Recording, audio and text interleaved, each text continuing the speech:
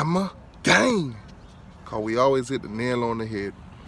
So check this out, my Miami Hurricane fans. As you guys already know, today is Thursday. Tonight we will be live at 7 p.m.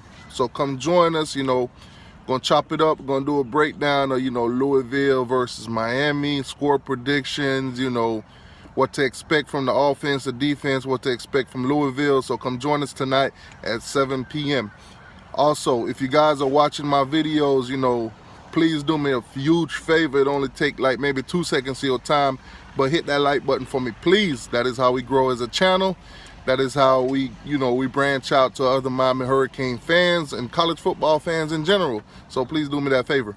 So now let's get into it. Louisville versus Miami. What's the first thing that Miami needs to, basically do during this game? Basically improve on from last game. First things up, the passing game has got to produce. Now, I do have 7 things that Miami needs to improve on. These things came from 247 Sports. They compiled this list of 7 things, so we're gonna go over that in this video. 7 things, starting with the passing game. We have to develop a passing game. 441 yards, that will not be enough for Louisville.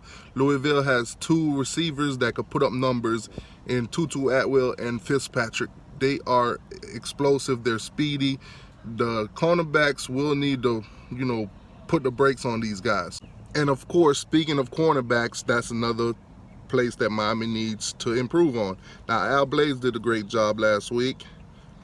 So did DJ Ivey to some certain extent. Now, DJ Ivey must work on turning his head around. That's pretty much, what I think he needs to improve on. His awareness of where the ball is, not just the receiver. We're going to move on from that, because we've been talking about that all week. Miami offense also need to come out clicking from the beginning of the game. We cannot have those first quarter, we got to come out on rhythm, guys. We got to come out ready to go, on pace from the beginning of the game. We can't have a sloppy start against Louisville. Now, like we said, pass production. In order for that to happen, the offensive line must, I repeat, must improve on their pass blocking. That means giving De'Aaron King more time to pass the ball. Now, I know in the offense that it's a fast offense where the ball get out pretty fast on passing plays, but if we can get, a couple time for De'Aaron King to stay in that pocket, get him a couple more seconds, then we can have more, productive passes. And if we do go deep, the ball would be more accurate with less pressure on De'Aaron King. And speaking of pressure on the quarterback, that is exactly what Miami needs to do to Louisville. They need to get sacks. They need to disrupt the backfield. They need to be in that quarterback's face. Cunningham is a mobile quarterback, so we really need to get pressure on him. He's not the greatest at throwing off his back foot or throwing on a run, so please, I'm asking the line, Roche, Phillips, step it up, get back there, disruption. That's all I'm preaching this week, disruption.